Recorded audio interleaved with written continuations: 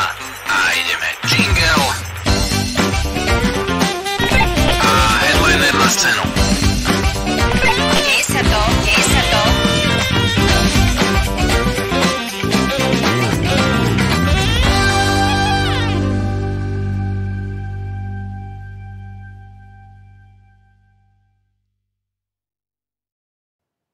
Druhý diel podcastu, živého podcastu Deje sa to, vás víta. Máme krásne piatkové ráno. Som veľmi rád, že ste sa k nám pripojili. Dneska sa budeme rozprávať o cateringu. Ja som sa v LinkedInových intelektuálnych kruhoch prednedávnom vyjadril, že ak si mám vybrať, tak radšej dobrý content ako zlý rezeň. No a ako je to s tými zlými rezňami a ako sa robia tie dobré rezne, to nám dnes prišiel porozprávať Tomáš Lacko. Tomáš je CEO Precise Group, ktorá sa stará o to, aby krmila polovicu Košíc. My sme to rátali teraz pred streamom, že ročne je to až 3/4 milióna porcií jedál, ktoré výjdu z ich kuchyň. My máme za sebou spoločnú eventovú históriu. Myslím si, že niekoľko desiatok tisíc ľudí sme tiež spoločne na eventoch nakrmili. Tak poďme sa teda dneska porozprávať o tom, čo to je catering, či je vôbec dôležitý na eventoch a ako ho robiť dobre, ako ho robiť zaujímavo. Vítaj, Tomáš. Vítaj, ďakujem za pozvanie. No, takže prvá otázka na teba. Dobrý content alebo zlý rezeň? No, to je zase taká ošemetná toto. Asi dvakrát by som išiel trošku proti sebe, keby som povedal, že dobrý content je najpodstatnejšie. Hej, takže ja si myslím, že sú také dve roviny toho celého, že jedna vec je, že keď je ten budget strašne nízky a tlačí sa na ten budget a dať tam zlý rezeň, to asi by som išiel tiež, akože by som povedal, že to nie je dobré, hej, lebo keď mi klient povie, alebo niekto, že je tam strašne nízky budget na catering a mám ho aj tak zrobiť, len aby sme nakrmili ľudí, tak vtedy by som povedal, že áno, tak poďme to zrobiť, radšej ho tam nedajme. Veľakrát sa mi stalo, že som musel odmietnúť, že som povedal, že radšej to nezrobím, hej, ako to robiť takto. Hej. A dokážeš to odmietať? Akože je to ťažké, by som povedal, lebo však každý biznis je dobrý, ale zase keď mám zrobiť event, kde je 1000 ľudí a hanbiť sa za to jedlo, hej, a určite by som to radšej odmietol. Predsa tú gastronómiu robíme trošku, sa snažíme ju robiť dobre a máme veľa konceptov rôznych. A teraz si pokaziť meno kvôli tomu, že tam nie je budget, tak to asi nie je úplne dobré. A tí ľudia, čo sú na evente, tí nevedia, že či je dobrý budget alebo zlý budget. Tí si zapamätajú len, že je zlé jedlo. Hej, takže... Jak sa vraví, nesúď event, kým nepoznáš budget, a takisto nesúď catering, kým si nevidel, že za čo bolo treba navariť. Ako to je pri veľkých eventoch? Akože, čo sa týka toho nastavenia, lebo tam pri veľkých eventoch tá strávna jednotka, povedzme, dá sa ísť s ňou niekde možno nižšie. Platí to aj tam, že proste, jasné, keď máš navariť, ja neviem, za 3 € na hlavu pre 25 ľudí, tak asi sa nie je veľmi o čom baviť, ale keď takúto sumu dostaneš pri 5000 človekovom evente, dá sa už nad tým uvažovať, že je tam nejaká tá variabilita toho? Určite je tam tá variabilita aj z toho hľadiska, že potom tie ako keby fixy sa nejak rozpúšťajú, hej, takže to celé sa s tým dá pracovať, takže vtedy, keď je to veľký event, tak sa dá asi tlačiť trošku viac na tú cenu a dá sa to efektívnejšie zrobiť, hej. Ale veľa klientov ako zabúda na to, že to nie je len o tej strávnej jednotke, hej, že nie len to, keď robíme catering a ideme s tým vonku, tak nie je to len o tom, že tam ten človek, že koľko to stojí v potravinách, alebo za koľko si kúpim ten rezeň a to mäso, takže preto sa to akože rozpúšťa možno aj medzi ten personál, medzi tie ostatné všetky veci, takže... Čo všetko do tej ceny vstupuje?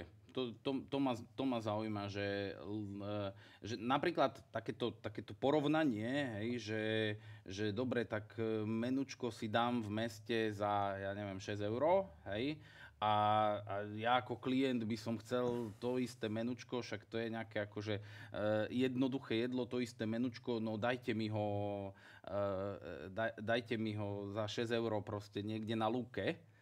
Hej, a to sa asi neúplne vždy dá, tak akože poďme si asi povedať, že čo všetko do toho vstupuje, keď varíš v reštaurácii, v kuchyni, kde to poznáš, respektíve kde máš to vybavenie na mieste a kde ten výdaj je asi len o tom, že naložiť na tanier a podať cez okienko a keď to teda treba niekde postaviť na lúke, ten catering. No to je presne ten rozdiel, že veľa klientov si to porovnáva s tým, však predávate to za toľko peňazí v kantínach, prečo mi to neviete na evente zrobiť za také isté peniaze? No len v kantínach je to presne, ak si hovoril, že je to jednoduchšie z toho hľadiska, že prídeš tam ráno, všetko máš pripravené, len zapneš pulty, naleješ do pultov vodu a donesú ti jedlo a vydávaš to, hej.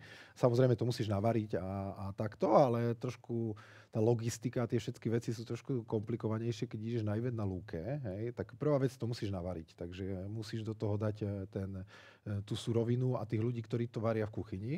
No potom to musíš preniesť, takže musíš si to pekne zbaliť, nabaliť, pripraviť, preniesť. Potom musíš mať väčšinou ďalší úplne iný tím ľudí na tom evente, ktorí to potom idú vydávať, hej. A zase tam máš nejaké veci typu odpadové hospodárstvo, ďalšie veci a väčšinou tí ľudia všade v tom celom cykle stoja najviac, hej. Ale je to, a ďalšia vec, že to musia nejakí manažeri pripravovať logistiku a všetko a dohodnúť to, takže nie je to o tom, že ten klient sa tam postaví ráno v kantíne a dostane obedík, hej, tam je to o mnoho jednoduchšie. Preto tá cena musí byť úplne, nie že úplne, ale by mala byť inde na tom cateringu a veľa klientov si to porovnáva presne, však mi to navar tak ako za tie isté peniaze, však čo je na tom komplikované, však ten istý rezen to je, hej. takže jasné, tak. no a vieme to aj nejako akože presnejšie kvantifikovať, že ja neviem, keď robíme event pre 500 ľudí, koľko ľudí za vás sa teda tomu venuje akoby na full time, na celý ten deň eventový? No, väčšinou to není, že jeden deň príprav, takže kuchyne už fungujú minimálne deň vopred, takže tam sú podľa toho, aký je to veľký event. Ako veľké eventy sa aj pár dní robia dopredu, hej, niektoré veci si musíš pripravovať, aby si to zase stihol. Že nie je to také, že ráno prídu ľudia, 3 hodinky navarené a ideme na event, kde je 500 ľudí alebo 1000 ľudí. Takže tak je to najprv ten kuchynský tím, ktorý to vlastne celé ako keby pripravuje a robí v kuchyni. Potom je to ten logistický tím, ktorý to vlastne celé musí preniesť. Tak v kuchyni pre tých, povedzme, 500 ľudí. No, je to špecifické, či robíš jeden rezeň, alebo robíš veľký event, kde je 5 chodov, hej. Takže nedá sa to takto kvantifikovať, že koľko teraz presne ľudí tam potrebujeme.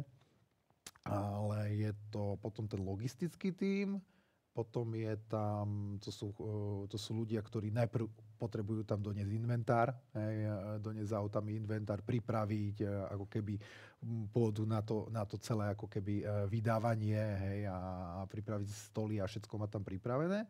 No a potom prichádzajú s jedlom a je to o tom, že na tom evente potom sú ďalší ľudia, ktorí sa starajú o veci, ktoré sú tam. Väčšinou kuchynskí ľudia, ide nejaký šéf-kuchár na ten event, alebo zo pár ľudí, už veľmi málo z kuchyne, ale na tom evente je úplne iný tým ľudí. Čo robí šéf-kuchár na evente inak? Šéf-kuchár na evente musí to kontrolovať. Ochutnávať? Ochutnávať už ani nie, skôr sa stará aj o vizuálnu stránku, ako to jedlo vyzerá, ako vydávajú to jedlo, lebo povedzme si, keď máme nejaký úplne iný tým ľudí tam, tak veľmi podstatné je nabrifovať tých ľudí, aby to vydali dobre, hej? Lebo povedzme si, keď ideš na event, kde je 1000 ľudí a ideš vydávať nejaké jedlo, ktoré není, že jeden rezeň, ale povedzme nejaké sotečko alebo nejaký guláš, hej, a teraz vydávaš 1000 ľudí a niekto sa sekne o 10%, hej, vo vydávaní, hej, že nemá to dobre nabrifované ten výdaj, hej, teraz príde človek prvýkrát nie prvýkrát, ale akože na ten event nevie, tak ho treba dobre nabrifovať, lebo áno, však ten klient povie, čo mi daj trošku viac gulášu a to. A teraz každému bude dávať o 10% viac, trošku väčšiu naberačku, hej? Len čo potom sa stane? Tak 100 ľudí zostane hladných. Ako je to s rezervami? Ako je to s rezervami? Lebo to akože ja neviem, tak akože už keď to teda zjednodušíme na ten guláš, dostaneme sa potom aj k tým takým akože zaujímavejším cateringovým veciam, ale tak bavíme sa o tom, že máme, ja neviem, event pre 3000 ľudí, máme navarené nejaké jednoduché jedlo, ten guláš alebo niečo a vy tam máte nejakú rezervu? Alebo vždy je nejaká rezerva, ale zase je to o tom aj, ako to musíme na tom evente zarobiť alebo nezarobiť. Tak keď zase je to event, kde je ten budget lepší, tak ideme radšej do väčšej rezervy, hej? Ale keď sa to tam fakt seká, tak potom ideme, ale tých 3-5% máme vždy na evente, hej. Ale to je o tom, že to dobre vydávať a dobre presne dávať tým ľuďom. Aj keď niekedy to je ťažké, ľudia však mi daj viac. Ako, keď niekomu dáš, tak OK, ale nemôžeš potom automaticky dávať všetkým viac, lebo potom to nedobre dopadne, takže... Jasné. K tým rezervám sa ešte vrátime, lebo chcem prebrať aj tému ekológie, čo s eventovým cateringom veľmi súvisí. Ale poďme si ešte povedať trošičku viacej o takomto nastavení, že ako sa počíta nejaké nastavenie. Lebo to, čo podľa mňa ľudia najviac neznášajú na eventoch, tak sú dlhé rady. Hej, či už treba čakať na jedlo, alebo treba čakať na pivo, alebo treba čakať, neviem, na čokoľvek iné, ale tak vás asi hlavne to jedlo a nápoje týkajú. Ako sa to nastavuje? Ako to vyratávaš? To súvisí aj s tým, čo si povedzme klient vybral, aký typ jedla, alebo je to, dá sa to povedať paušálne, že keď tam máš 1000 ľudí, potrebuješ 5 výdajných miest, alebo ako to vy vyrátavate tieto veci? No, ráta sa to podľa toho, že vlastne čo za jedlo a aký obed vlastne tam je, alebo aké chody tam sú. Hej? Takže keď to na nás klient nechá, tak je to určite lepšie, lebo máme s tým skúsenosti si to nastaviť a ráta sa to. Ide o to, že aj podľa typu eventu. Hej? Keď máme event, kde máme nejaký program a naraz 1000 ľudí sa nám nahrnie proste a potrebujeme to vydať za pol hodinu, alebo vieme, že tých 1000 ľudí príde proste na obed, hej, že nie je to rozťahaný event počas celého dňa a vieme, že budú obedovať 3-4 hodiny a každý príde nejaký iný čas, tak aj podľa toho sa to vlastne počíta. Ale je dobré, keď ten klient počúva a povie, že necháme to na vás a necháme na vás, koľko tých výdajných miest tam má byť. Hej. Takže radšej tiež idem do tej rezervy pri týchto výdajných miestach, ako keby sa mi presne opak mal stať. Aj keď to je náročnejšie to pripraviť, lebo je to viac výdajných miest. Každé jedno výdajné miesto sú viac ľudia, viac manažmentu, viac príprav, viac všetkého. Ale zase nestáva sa mi potom, že dáme jedno výdajné miesto na 1000 ľudí a potom rada a celý event sa rieši to, že však ten rezerv som ešte stále nedostal. Hej. Takže je to. Ja si myslím, že je lepšie, keď je tam rezerva a keď to je takto nastavené, aby to bolo rýchle. Hej. Nech ľudia neriešia toto. Hej. Toto vie byť akoby hodne nepríjemné, keď vlastne ten zážitok z toho eventu pre toho človeka je, že no tak nestihol som štvrť koncertu headlinera, lebo bol som hladný a musel som počkať na ten rezeň alebo na to jedlo. Dobre, inak ja mám pripravenú ešte otázku pre ľudí, ktorí nás sledujú. Ja si to tu skúsim takto zapnúť. A budeme veľmi radi, ak nám budete komentovať cez LinkedIn odpoveď na otázku, čo najlepšie a čo najhoršie ste na eventoch jedli. Tomáš tu donesol aj nejaké koláče, tak kto bude odpovedať, môže prísť, ponúknuť sa z týchto koláčikov, alebo vás potom pozveme k Tomášovi do kaviárne na kávu a koláčik. Pozývaš? Pozývam, určite príďte všetci. Takže komentujte, otázku tam máte, komentujte ako cez komentár na LinkedIne. No a my poďme ďalej, teda keď sa teda už pýtam, že čo najlepšie a čo najhoršie ľudia na eventoch jedli, čo najlepšie, čo najradšej ponúkate na eventy a čo zase akože si hovoríte, že jaj, to nedávajte. Čo najlepšie sa to nedá tak špecifikovať, že jedno jedlo. Som rád, keď ten event je pestrý a keď je to trošku oslava jedla. Ne? Čo už veľakrát tie eventy sa takto až tak poslednú dobu neberú, že je to proste oslava jedla. Ne? Že je to také pestré a ľudia, keď prídu na ten event, tak si povedia wow. Že toto je akože fakt jedlo a fakt tú emóciu si zapamätajú z toho jedla. Takže preto máme radi eventy, keď je to strašne pestré. Keď tam sú proste aj tie švédske stoly, aj tie dezerty, ale sú tam proste nejaké tematické veci, ako nejaké live cookingy, alebo nejaké stage, kde stojí kuchár a ti pripraví nejakú špecialitu, napríklad mexické veci. Taká teraz robíme priamo na stage, že proste prídeš, vybereš si, aké tako chceš a proste ti to tam pripraví kuchár. Takže boli ešte nejaké veľké veci, ako robili sme napríklad pečeného býka pre 800 ľudí, kde proste kde sme vlastne v jame na lúke piekli býka a potom sa to dávalo vlastne ľuďom a priamo sa tam odrezávalo z toho býka, takže to bolo také zaujímavé. No a čo najhoršie? To je taká ťažká otázka. Všetko je dobré, čo robíme. Áno, to je presne tá odpoveď tej čašničky. Čo si mám dať? Čo máte najlepšie? Všetko je dobré. Ďakujem. Tak.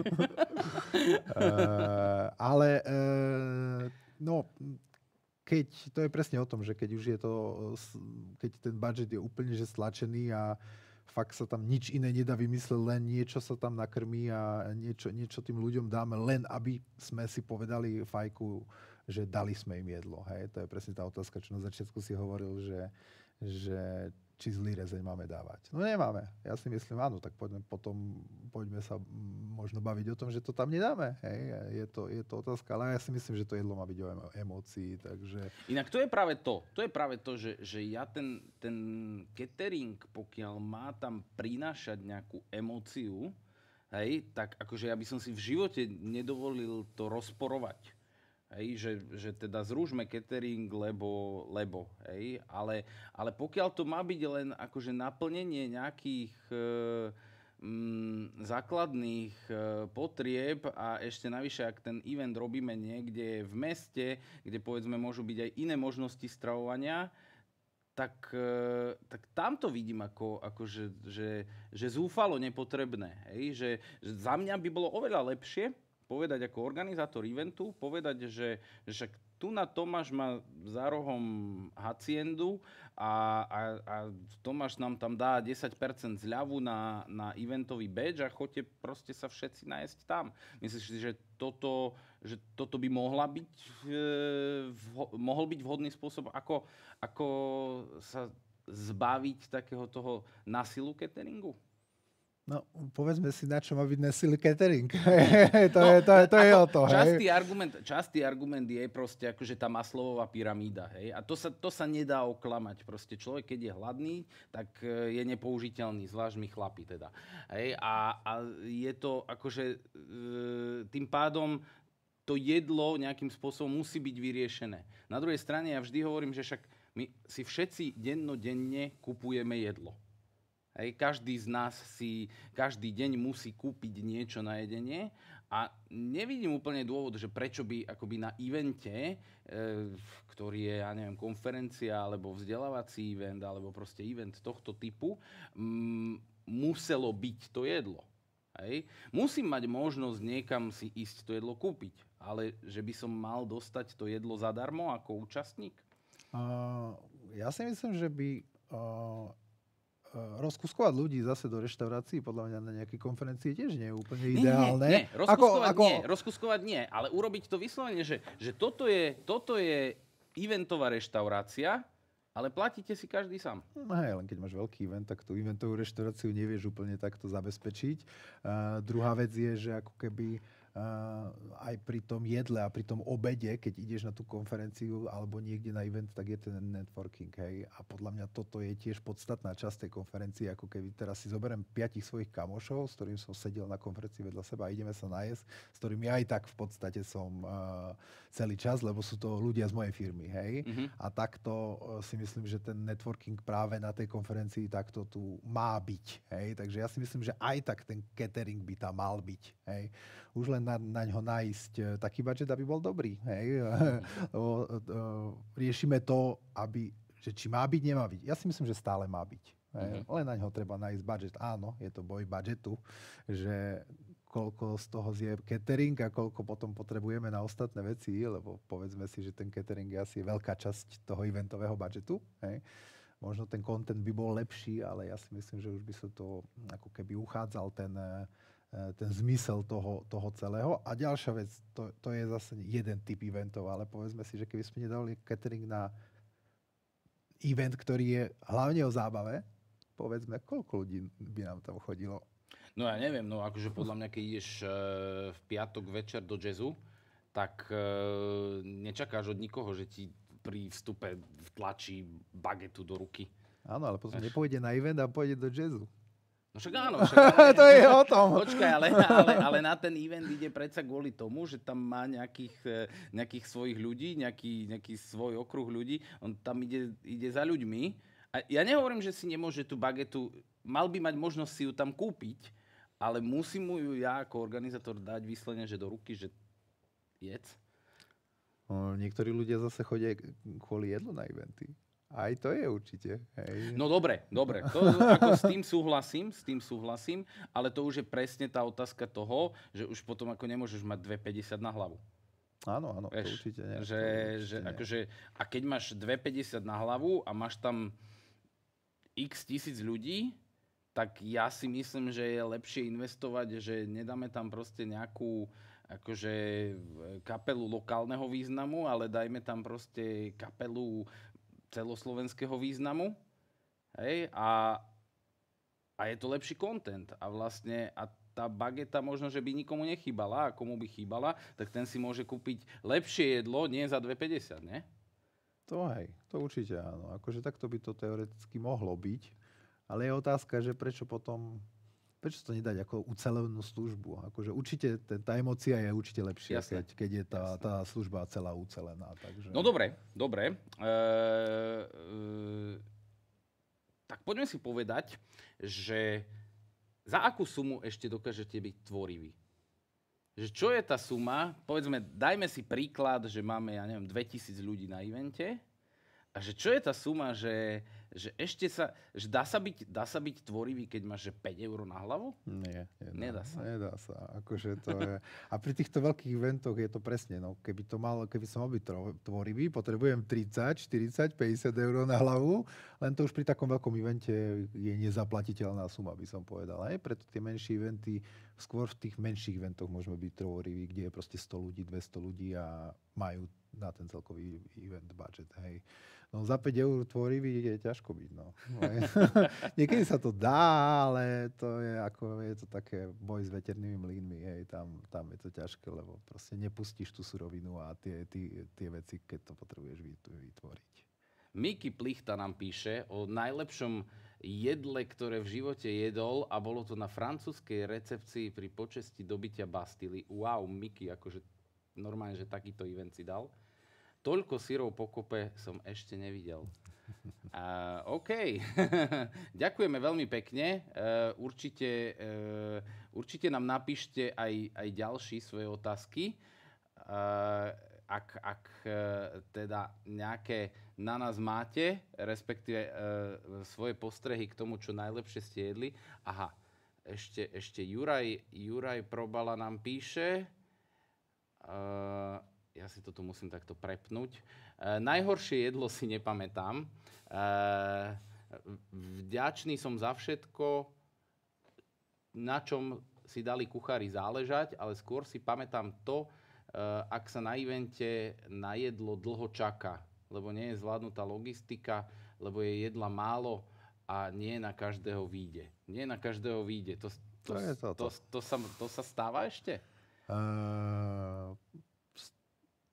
Poslednú dobu si to nepamätám, ale určite sa mi to v mojej kariére stalo viackrát. Hej. Ako to riešiš potom? Akože keď vidíš, že máš ešte, ja neviem, ako 300 ľudí stojí v rade a ty už vidíš, že posledných 6 rezňov niekde na spodku šafingu? Keď to zachytíš v takomto, že posledných 6 rezňov, to už je zlé. To už vtedy je to už toto, ale ako manažeri a šéf-kuchári pozeráme na to, aby sa to nestalo a keď už vidíme, že už je zle niekde v čase, hej, lebo vieš to asi vyhodnotiť, že koľko ešte tých portov jedla máš a keď je to veľký event, tak jedna možnosť je trošku ubrať z porcií pre tých posledných ľudí, aby to vlastne vyšlo. Rezen na 6 častí. Áno. Pri niektorých veciach sa to dá, pri rezne sa to presne nedá. Keď tam nemáš cateringový audit, hej? Áno, tak. A poviem cateringový audit, že to zle navrhlo, hej. Okay. Lebo oni sú aj pri návrhu, nie len pri tom, hej. Takže. A je to o tom, že tie kuchyne ešte sú funkčné, takže to je o tom, že keď už sme na evente, keď to ešte vieme zachrániť, že je to v rámci Košíc a viem, že toto tak zavolám do kuchyne rýchlo niečo, zbuchajte a aj keď niekedy sa stane, že to je iné jedlo, hej, ale lepšie iné ako žiadne. Hej, to určite áno. Hej, takže určite sa nám to v minulosti stalo. Horšie je, keď si 300 kilometrov alebo 200 kilometrov od kuchyne a tam to nedáš proste. Hej. Takže tam je to veľmi podstatné, aby si to dobre nastavil, aby si... Zase keď ideš veľmi ďaleko, tak robíš si väčšie rezervy. Určite, hej, že máš väčšie rezervy a ide o to vydávať to dobre. No. Ale hovorím, že už sa mi to určite stalo. Hej. Stalo sa mi to aj z hľadiska toho, že catering bol pre 200 ľudí a prišlo 300. Je to aj v takom prípade, že nie vyslovene naša chyba to bola, ako samozrejme sa stalo, že aj naša chyba to bola a ten vydávajúci to proste nedal, lebo bol veľmi ako štedrý na tom výdaji. Alebo boli ľudia veľmi hladní a chceli viac. Ale že prišlo viac ľudí na event. Hej? Že veľa, sú eventy, kde nemáš bežne povedané, že je to toľko a toľko a toľko, ale prídu tam viac ľudí. Hej? No inak toto potom ako riešite? Lebo to je taká vec, že v tomto probléme no vy zaňho nemôžete, hej? Ale vy ste tam tí, ktorí sú v tej prvej línii toho problému. Čiže tiež to beriete na seba v tom zmysle, že je tu viac ľudí, tak rýchlo niečo akože dajme dokopy, dajme im jesť, alebo aké je v tomto to vaše nastavenie? Väčšinou to riešime hneď s klientom, že vieme, že tam je viac ľudí a on si to tiež uvedomuje a ideme to zachrániť takisto, že proste cez kuchyňu to rýchlo vyriešime a niečo dodáme, nejaké jedlo, ktoré nakrmíme tých ľudí alebo nejak sa s tým popasujeme. Takže vždy sa snažíme, ale tak niekedy sa to nedá. Hej? Keď tam proste príde viac ľudí a nejakí ľudia zostanú hladní, tak stalo sa aj to, že museli sme tam, bolo všetko vyjedené a preto, keď je ten catering kreatívny, väčší, s väčšími rezervami, nie je to o jednej bagete alebo o jednom rezni, tak sa to robí lepšie. Hej? Takže aj keď sú tie akcie, kde sú normálne švédske stoly a sú tam aj studené, aj toto, že dojde teplé jedlo, je tam studené, ale je jedlo. Takže vieme to takto, preto tieto veci sú lepšie. Jasné. Tatiana Lukáčová nám otvára novú tému a píše, že teda nebolo to najhoršie jedlo, ale typ jedla. Hamburger na recepcii, ktorá bola na trávnatom povrchu pri vysokých rautových stoloch s dreveným príborom. Čo ty na to? Ako recenzent v tomto prípade. Veľmi je... veľakrát sa stretávame z toho, že príde klient a povie, že toto chcem.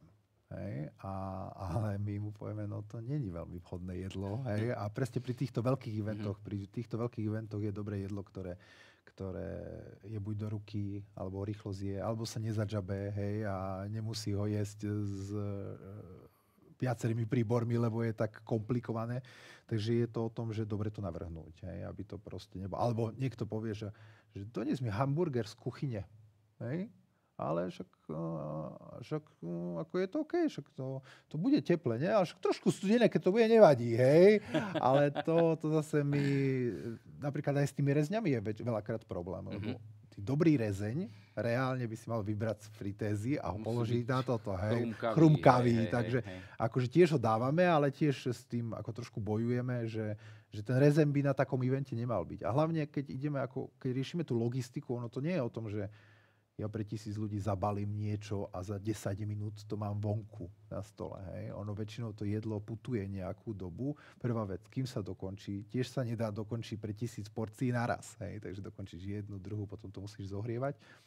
Potom to musíš zabaliť, potom to musíš preniesť na miesto, potom to musíš vybaliť, pripraviť a nejaké obdobie to akože nejaký čas to trvá. Takže preto ty potrebuješ to jedlo mať, aby držalo dobre, a presne, rezeň je to, že ti zohne. Hej. To isté je hamburger, hej, že hamburger na evente len ako front cooking môžeš dávať a nie inak. Takže veľakrát prišli požiadavky, že toto chcem, ale ja hovorím, že to nie je úplne vhodné. Takže aj ten catering sa musí často prispôsobovať tomu, koľko je tam ľudí, ako sme ďaleko a aké jedlo tam v podstate má byť. Hej. No my tieto debaty vedieme pomerne často a poviem to tak, že neraz aj s takým akože príjemne kreatívnym výsledkom. Nedávno sme mali event, kde tiež bol teda dosť nízky budget na nejakú detskú porciu. To bolo len také akože v rámci nejakého holovrantu. A tiež tam bolo, že či to bude hot dog, či to budú hranolky. Teraz tie hranolky také akože spocené z toho teglika, to akože keď si človek predstaví, tak už mu není dobre. A vtedy sme prišli vlastne s nápadom, že spravme parené buchty. A to bolo akože, že úplne aj na tom evente to malo, že strašne dobrý úspech, aj to deckám chutilo, dokonca to bolo tak, že oni si to tam potom tými posypkami nejako dotvárali. Hej, a to je pre mňa, že kreatívny catering v tom malom. Hej, že úplne, že ten budget nás stlačí na nejakú, akože, na nejaké minimum, hej, a zrazu proste z toho minima sme schopní akože vymyslieť niečo, čo it's not a bug, it's a feature, hej, že malo to byť proste, že nič, len niečo malé, niečo to a zrazu sme vymysleli, no podľa mňa, že jedno z najlepších eventových jedál pre decka. Hej. No pre decka určite, hej, je to zaujímavé takto to robiť. Niekedy nás presne pritlačí situácia, že musíme niečo takéto vymyslieť. Krajšie sa kreuje, keď je to, že nie je to o tom, že kreujeme bez budžetu, ale kreujeme s budžetom. Hej? Ale tie buchty boli super aj v tom, že tá buchta je zase vďačná na tom prenose, lebo v tých ako keby termoportoch je veľa pary a všetkého, hej. Tomu rezňu to robí zle, hej, ale tej buchte to robí úplne, že dobre a vie to tam pekne vydržať a potom je to fresh, hej, a je to zaujímavá surovina. A ešte keď si to môžu že vyskladať ľudia, tak je to ešte super. Ja mám rád s posypkou, ja mám rád s grankom, ja mám rád s čokoládou a s vecami, takže v tomto je to dobré. Je tam dobrá user experience. Dobre, poďme sa trochu dotknúť ekológie. Podľa štúdie britskej organizácie WRAP sa až 10 až 20% jedla v hospitality sektore vyhadzuje. U eventov ja by som si skôr tipol, že sme niekde bližšie k tým 20%. V tom priemere. Čo sa dá robiť, aby sme nevyhadzovali toľko jedla? Aby tie eventy boli o čosi ekologickejšie, o čosi udržateľnejšie, aby sa jednoducho s tým jedlom lepšie hospodárilo? No presne, keď to zase je tá dvojsečná zbraň v tomto, že keď chceš byť kreatívny a chceš ľuďom dopriať veľa, aby to pekne vyzeralo a všetko a robíš event, kde budget je, tak tak je to veľakrát o tom, že to jedlo sa nezie. Hej? Lebo nie sú schopní ľudia zjesť to jedlo, keď je tam veľa stageov, rôzne typy jedál a takto. Takže, ale určite sa dá... My akože... Teraz je to už určite lepšie, aby sa navrhovali tie množstva jedla tak, aby to nebolo... aby sa toho veľa nevyhadzovalo. Nakedy proste sa toho vyhadzovalo v podstate viac. Nevždy sa to vyhadzuje, niekedy sa to proste nosí bezdomovcom a takto, takže ide o to, že keď toho jedla sa zvýši viac, tak sa to nesie niekam, aby to zase úplne nebolo. Samozrejme to predať druhýkrát neviem, ani nechcem, ale zase nech sa aspoň niekto z toho v podstate naje. Takže to je taký druhý pohľad. Ale dá sa to dobre navrhnúť, len... nevždy sa to podarí takto. Preto, keď hovoríš 20%, áno, pri týchto rautových eventoch, kde sú švédske stoly, kde je toho viac, tak sa to vyhadzuje. Dá sa na to myslieť napríklad, že pri navrhovaní menu, že povedzme, keď príde za tebou klient, že chce vlastne akože catering a povie, že no viete, ale ja by som nechcel, aby jedlo chýbalo, to znamená, že urobme rezervu a vieš ty v tom momente spraviť, že dobre, spravíme vám rezervu, ale urobme rezervu z takéhoto jedla, lebo toto je povedzme aj po tých 4 hodinách hygienicky nezávadné a keď to nedojedia vaši ľudia, my to vieme posunúť niekde na charite. Dá sa akoby pri tom dizajnovaní toho cateringu myslieť na tú ekologickú zložku? Pri teplých pultoch nie veľmi. No nie, tam sú vyslovené asi tie normy. Tie normy sú, tam do 3 hodín musíš vydať, nemá ti to spadnúť na nejakú teplotu, pod nejakú teplotu. Takže tam je to ťažké, hej, že potom sa to dá riešiť studeným a studené ti vydrží dlhšie, keď to proste držíš v chladničke celý čas, nemáš to vonku vyložené, tak vieš to akože doplňať. No a potom sa to dá ešte vlastne kombinovať ešte ako keby s tými stagemi. Hej, že mať nejaké veci, ktoré robí priamo kuchár tam, hej, a tým pádom, že to robí ako keby na objednávku, tak tú surovinu ako keby má zachladenú a ju nepoužije, takže vlastne ju ako keby ešte predtým neuvarí. Hej, podľa toho, aký stage to je. Hej, takže určite sa tam dá aj takýto level dostať. A tam sa dá urobiť teda tá rezerva v takom zmysle, že teda máme to mäso alebo to jedlo proste neuvarené, tepelne neupravené a z toho eventu sa to ako keby vráti naspäť do mrazaku a je to... Tak okay. Ja to na evente držím napríklad to mäso chladené, hej, má to niekde pod stolom chladené v chladničke a tým pádom on to nepoužije a to ako keby bolo v kuchyni v chladničke. Hej, takže niektoré veci, tie zložky sú samozrejme pripravené, ale tiež sú na studeno, takže sa dajú buď použiť ďalej, alebo nejak... OK, ale toto je dobrý návod. Akože mne sa to celkom páči, že keď sa zamyslíme pri dizajnovaní cateringu nad tým, že vlastne nie nad tým, že čo by sme si tak dali, hej, a na čom by sme si pochutili, ale zamyslíme sa nad tým, že poďme postaviť ten catering tak, aby sa čo najmenej vyhodilo, respektíve to, čo zostane, aby sa dalo nejakým spôsobom ďalej využiť, tak to asi je cesta, ako znížiť ten odpad. Áno, len druhý aspekt toho, že keď sa bavíme o nejakých veľkých eventoch, tak tam je presne ten aspekt toho čakania v rade. Hej? A keď ty máš nejaký stage, ktorý je front cookingový, tak on trvá. Hej? Lebo to tam robí človek, kuchár pred ostatnými a proste to môže ísť na také eventy, kde je ten čas. Hej? A kde tí ľudia nie je ich až tak veľa, lebo keby sme mali teraz event pre 1000 ľudí a bolo by to nastavené o tom stage, hej, tak by sa tam čakalo. Hej. Tie stage môžeš robiť na menšie eventy, kde máš ten čas rozložený a tí ľudia neriešia obed za hodinu, ale proste majú celý večer na to a takto. Takže v tomto je zase tá logistika toho výdaju je podstatná. Hej. Keď mám niečo urobené a je to nejakej škatulke alebo niečo, čo dám do ruky pripravené, tak ten výdaj je tam úplne iný a potom ľudia nečakajú. Takže to je takéto z dvoch strán sa na to treba pozrieť. Jasné. Ale ako dôležitá informácia je, že ako keby dá sa s tým pracovať. Že dá sa s tým pracovať a že jednoducho, keď si to určíme ako nejakú prioritu toho eventu, tak vieme sa dostať možno, že k menšiemu objemu vyhodeného jedla alebo nevyužitého jedla. Dobre, na hromadných podujatiach máme ešte takovej nešvar a to sú plasty, do ktorých sa jedlo dáva. Hromadné teraz myslím akoby asi také, že 500 plus alebo 1000 plus, kde už naozaj asi nie je úplne v ľudských silách a hlavne aj často v možnostiach budžetov doniesť porcelán, doniesť proste celý servis.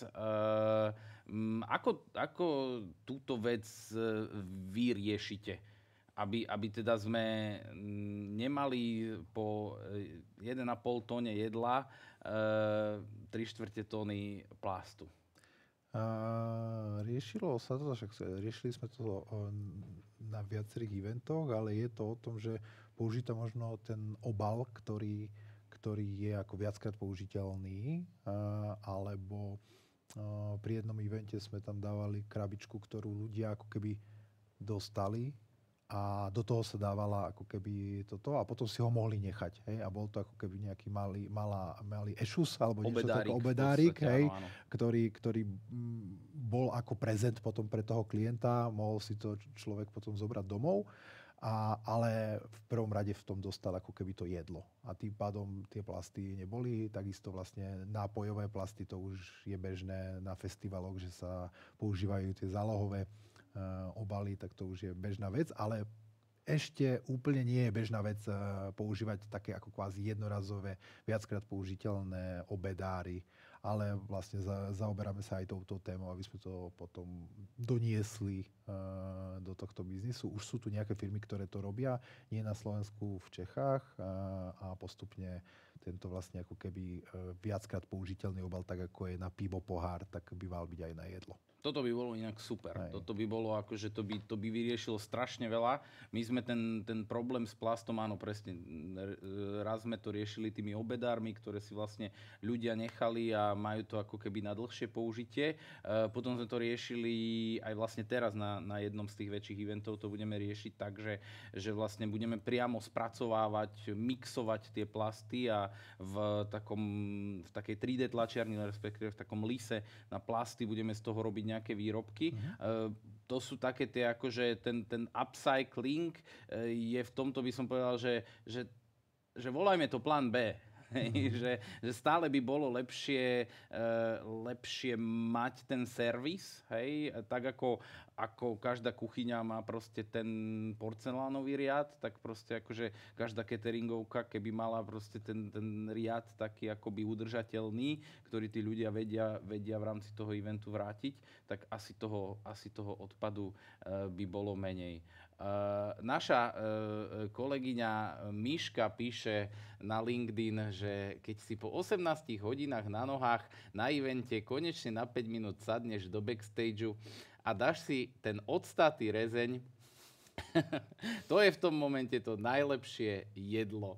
Kto vie, ten vie. Áno, Miška, všetci vieme. My sme dokonca raz sme mali team building, ako celá skupina Creative Pro tuto v Košiciach v jednom hoteli a večer sme sa bavili a po 3 hodinách toho, jak bolo jedlo vyložené a tie šafingy boli ešte akože, poviem to, že poloplné, tak došiel čašník a akože išiel to zbierať a ja mu hovorím, že prosím vás, že nechajte to tu, ale že ja to musím, lebo to už ako 3 hodiny to tu stojí. Ja mu hovorím, viete čo, toto sú eventiaci, oni jedia len také jedlo. Len odstaté, hej? Hej, áno, toto je väčšinou, akože, to ja vidím niekedy na tých eventoch, že vy máte dobrý zvyk v tom, ako cateringovky, že dať tým ľuďom najesť vopred. Hej, že väčšinou to sledujem, že sa to stíha, že cateringoví ľudia proste sa najedia vopred, aby teda nevydávali hladný to jedlo a my z agentúr väčšinou teda sa dostaneme k tomu jedlu až nakoniec, tak v tomto vám niekedy závidím, no. No je to lepšie určite, keď sú proste najedení, najedia sa a už to ako keby majú skrku to, že nie sú hladní. A potom hlavne keď už ide ten event, tak je najhoršie, že ten je tam je, dakde a je odbehnutý a nie sú a nerobia presne tú robotu. Hej. Vy na to väčšinou nemáte čas, áno. Hej. My väčšinou, keď vy máte všetko pripravené a už teda vaši ľudia papkajú, tak my väčšinou vtedy máme akoby najväčší výbuch povinností. Takže tak. Mám tu pre teba otázku od minulého hostia, Juraja Probalu. Juraj sa ťa pýta, aj ty teda budeš klásť otázku nasledujúcej hostke. A Juraj sa teba pýta. Podľa jeho informácií, teda ja si myslím, že to sú správne informácie, aktuálne vo vašej firme pracujete na značke zamestnávateľa. V akom bode sa nachádzate dnes a akým výzvam čelíte v tomto procese? No, sme tak celkom na začiatku, by som povedal. Už sme trošku väčšia firma. Koľko vás je? Teraz je nás okolo 100. 100 na všetkých prevádzkach. A to je, že 100 normálnych TPP pracovníkov, ale potom sú to ešte ľudia, ktorí robia na eventoch a brigadíkov a tých je trošku ešte potom viac, podľa toho, koľko potrebujeme. Ale bolo to o tom, že doteraz ľudia to vnímali, že tak ľudia robia v Haciende, v Red Velvete, v Precise a proste nebolo to ako keby ucelené, aj keď vedeli, že stoja za tým rovnakí ľudia, tí zamestnanci, to nebolo o tom, že nevedia. Ale začína sa nám to ako keby trošku rozširovať a potrebovali sme ako keby vytvoriť nejakú značku. Takže teraz sme v tom štádiu, že vytvorili sme značku Precise Group, ktorá vlastne je ako keby ako zamestnávateľská značka, pod ktorým sú všetky prevádzky. No a teraz ako bolo to veľa ako upratovania hlavne u seba, hej, medzi tými ľuďmi, aby to ľudia pochopili, že je to jeden zamestnávateľ, vytvorenie všelijakých manuálov a všetkých vecí, aby to bolo zase zosúladené, lebo Red Velvet je tak, v Haciende tak a takže bolo to najprv trošku upratovanie u nás doma na prevádzkach.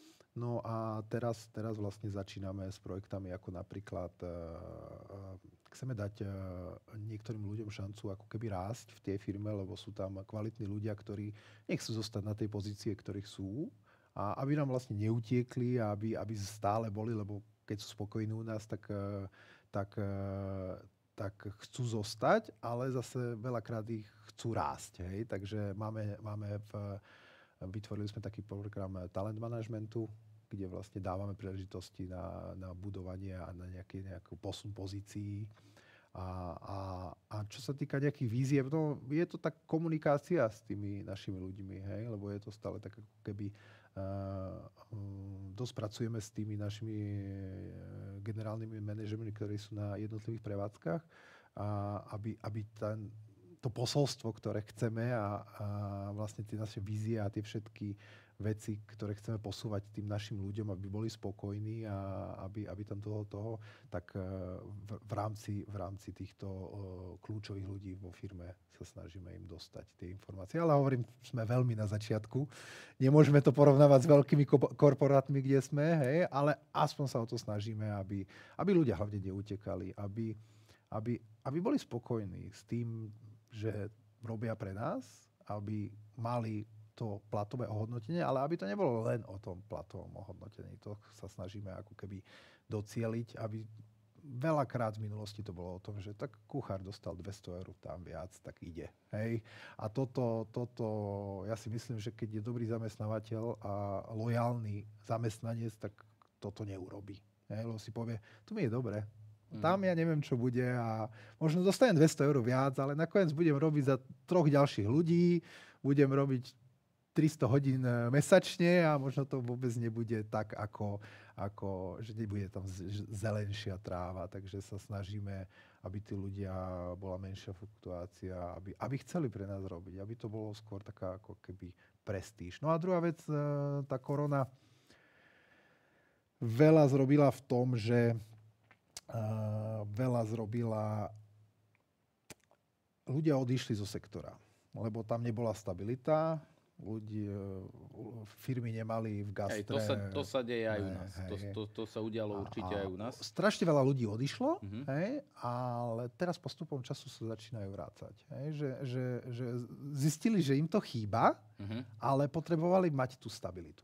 Lebo oni odišli do iného sektora a si povedali, však tu budem robiť nejaké v korporáte a budem mať výplatu stále v daný termín, a nemám žiaden problém, ale nakoniec im to chýbalo, ale nechceli sa vrátiť zase do neistoty. Takže my sa snažíme, aby sme boli taký zamestnávateľ, ktorý im tie istoty dá. Aby to bolo, že sme féroví, že nie, že príde nejaká ďalšia kríza. Tak čiže normálne si tu spravil ešte aj kampaň. Akože... Bola taká otázka. Jasné. Podľa mňa Juraj veľmi rád nahadzuje na takéto smeče, takže asi aj tam smeroval. Ty, že máš nejakú otázku na mňa? Pamätáš si ju? Lebo mne ju tu Katka napísala. No, chcem sa ťa spýtať, že či máš nejaký taký koncept eventu? Povedzme si, že ten budget nie je podstatný, príde za tebou klient, že chce niečo výnimočné. Máš nejaký taký koncept eventu, ktorý by si chcel doniesť ako do košického eventového biznisu? A druhá podotázka, aký tam bude catering? No, mne, čo by sa akože že veľmi páčilo, ja sa s tou myšlienkou už ešte pred koronou som mal taký nápad, že požičať niekde akože obrovské šapito, také, čo pojme proste 3-4 tisíc ľudí a urobiť akože pop-up eventový priestor. Že vlastne, že postavíš to tu len na vianočnú sezónu. A vyrotuješ tam proste niekoľko klientov s vianočnými večierkami a vyslovene urobiť to ako koncept, že kľudne to môže byť tým, že to je šapito, tak kľudne ten cirkusový koncept, tam máš tam máš čo vymýšľať, čo objavovať a prinášať zaujímavé veci. Čiže možno, že toto. No a čo sa týka cateringu, tak tam by mali byť, akože vieš, že to by malo ísť úplne do takých akože že šialeností, že cirkusánske veci, hej? Áno, tak vieš, že hlavne nech to svietí, nech to bliká, nech to je proste akože... no, neviem, či to môže byť aj zdravé, ale... Keď to svietí a bliká, tak neviem. Takže asi takto. Asi toto by som... Neviem ti povedať úplne presne, že teda čo by sa tam jedlo, ale akože takýto koncept toho pop-up priestoru, to je celkom... Ono doviedlo ma tam aj to, že v Košiciach až tak veľa tých veľkých eventových priestorov nemáme a že možno niekedy to ozvláštniť pre klientov, ktorí už aj tam boli, aj toto ich nebaví, aj tamto ich nebaví. Takže priniesť akože vyslovene, že takýto pop-up koncept. Určite, lebo akože čisto eventový priestor je to nejaké obmedzené množstvo. A zase vytvoriť nový eventový priestor je... Zase tá klientela nie je taká, ako ten trh nie je taký silný, aby sa to... Myslím si, že ani na tento pop-up nápad úplne, že asi tam ešte nie sme, ale uvidíme, akože možno sa časom niečo podarí. Dobre, na budúci týždeň bude mojou hostkou Gabika Vánacká, ktorá je sketchnoterka. Som veľmi rád inak, že ste takto akože po sebe, pretože presne ten rozpor medzi či dať viac do obsahu alebo dať viacej do jedla, tak si vlastne takto akože týždeň po týždni máme možnosť rozobrať. Čo by si sa ty jej opýtal? No ja premostím na tú tému cateringu, takže ako to ona vníma, že či radšej by dala do obsahu, alebo aby bol zlý rezeň, alebo dobrý rezeň. Ako vníma v podstate ten catering všeobecne, že či by sa jej páčilo, keby sme zrušili catering? A bolo by viac do obsahu, že či by bola s tým spokojná, alebo že či má rada tú emóciu z cateringu. Tak, som veľmi zvedavý, čo na to Gabika povie. Ja sa ti chcem veľmi pekne poďakovať za to, že si prišiel do tohto live podcastu takto ráno. Je to ešte taký podcast, ktorý si tak akože sadá na miesto. Ešte to nie je taká istota. Určite budem rád, keď sa ešte niekedy v budúcnosti vrátiš a rozoberieme do väčšej hĺbky napríklad aj celé tie veci, ktoré súvisia s tým gastrom. Ako ľudia v gastre fungujú, migrujú, nemigrujú a ako celý tento svet funguje. Každopádne ďakujem, že si tu bol. Teším sa na najbližšiu časť. Ostaňte s nami a vidíme sa o týždeň s Gabikou Vánackou a prajem vám príjemný piatok a pekný deň. Ďakujem. A počkaj, ešte musím pustiť jingle na záver. Takýto pekný jingle. Dovidenia. Ahojte.